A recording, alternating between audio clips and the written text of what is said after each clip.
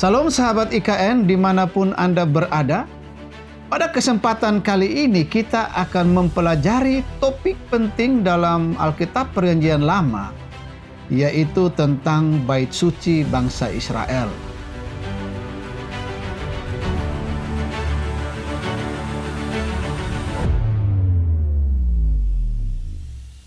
Bait Suci bukan sekedar sebuah bangunan keagamaan bangsa Israel.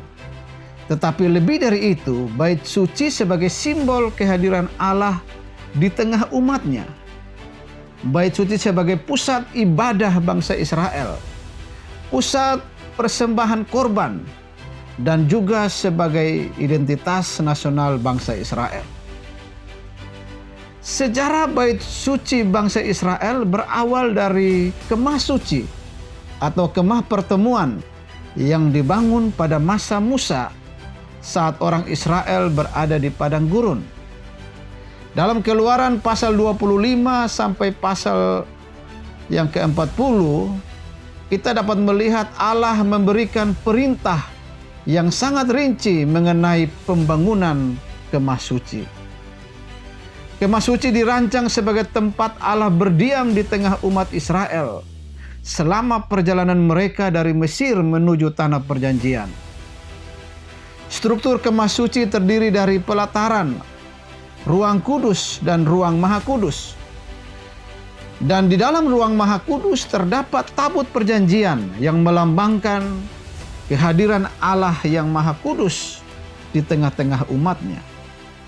Kemah suci itu bersifat portabel sesuai dengan kehidupan Israel yang masih berpindah-pindah.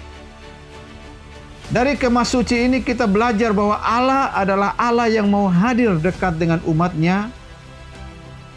Namun Allah adalah pribadi yang kudus, yang tidak dapat didekati dengan sembarangan oleh umatnya. Setelah bangsa Israel memasuki tanah Kanaan, kemah suci tidak lagi berpindah-pindah seperti sebelumnya. Kemah suci sempat ditempatkan di Shilo dan menjadi pusat ibadah nasional bangsa Israel. Pada masa para hakim, kehidupan rohani Israel mengalami pasang surut. Kemah suci tetap ada, namun ketaatan umat seringkali melemah. Peristiwa penting terjadi ketika tabut perjanjian dirampas oleh orang Filistin. Hal ini menunjukkan bahwa keberadaan tempat ibadah tidak menjamin perkenanan Allah jika umat tidak hidup dalam kekudusan.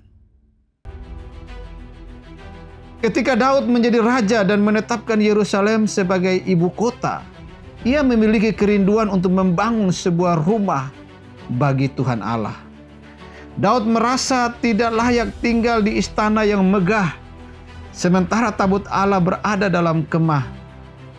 Daud berkata kepada Nabi Nathan dalam 2 Samuel pasal 7 ayat 2, "Lihat, aku ini diam dalam rumah dari kayu aras, sedangkan tabut Allah tinggal di bawah tenda." Namun Allah menolak rencana Daud untuk membangun bait suci. Allah menetapkan bahwa anaknya Salomo yang akan membangun bait suci tersebut. Peristiwa ini menegaskan bahwa pembangunan bait suci adalah inisiatif Allah, bukan ambisi atau kehendak manusia. Bait suci pertama yang permanen dibangun oleh Raja Salomo sekitar abad ke-10 sebelum Masehi. Pembangunan ini memakan waktu 7 tahun dan menggunakan bahan-bahan yang terbaik.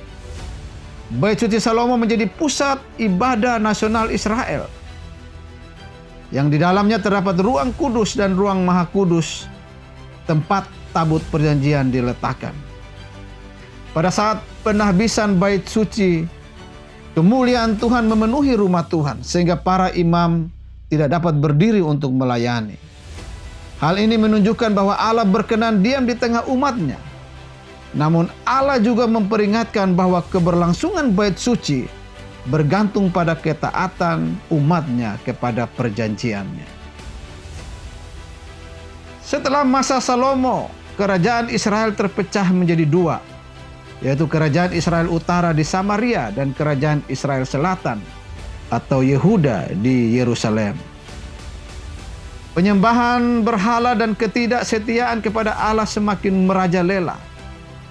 Para nabi memperingatkan bahwa bait suci tidak akan melindungi Israel jika mereka terus hidup dalam dosa. Peringatan ini akhirnya menjadi kenyataan ketika kerajaan Babel menyerbu Yerusalem. Pada tahun 586 sebelum Masehi, bait suci Salomo dihancurkan oleh tentara Babel dan bangsa Israel dibuang. Peristiwa ini merupakan tragedi besar dalam sejarah Israel. Setelah pembuangan Babel, Allah menggerakkan hati Raja Kores dari Persia untuk mengizinkan orang Yahudi kembali ke Yerusalem. Mereka membangun kembali bait suci di bawah pimpinan Zerubabel. Di dalam kitab Esra pasal 1 ayat 2 mencatat perintah Raja Kores untuk membangun rumah Tuhan di Yerusalem. Bait suci kedua ini jauh lebih sederhana dibandingkan bait suci Salomo. Namun para nabi seperti Hagai dan Sakaria menegaskan bahwa kemuliaan bait suci yang baru akan lebih besar. Bait suci ini menjadi pusat kehidupan rohani Israel hingga zaman Tuhan Yesus.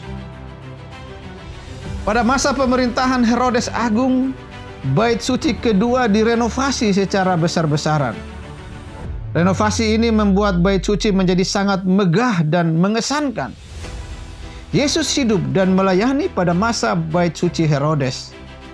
Ia mengajar di pelataran bait suci dan menegur penyalahgunaan bait suci sebagai tempat perdagangan. Yesus juga menubuatkan kehancuran bait suci yang akhirnya terjadi pada tahun 70 Masehi ketika tentara Romawi menghancurkan Yerusalem.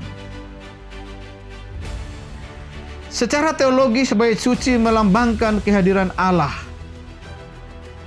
menyatakan kekudusan Allah dan kebutuhan manusia akan pendamaian. Dalam Perjanjian Baru, Yesus menyatakan dirinya sebagai bait Allah yang sejati. Melalui kematian dan kebangkitannya, akses kepada Allah menjadi terbuka bagi semua orang percaya. Gereja sebagai tubuh Kristus dan orang percaya disebut sebagai bait Roh Kudus, menunjukkan kelanjutan makna bait suci dalam rencana Allah.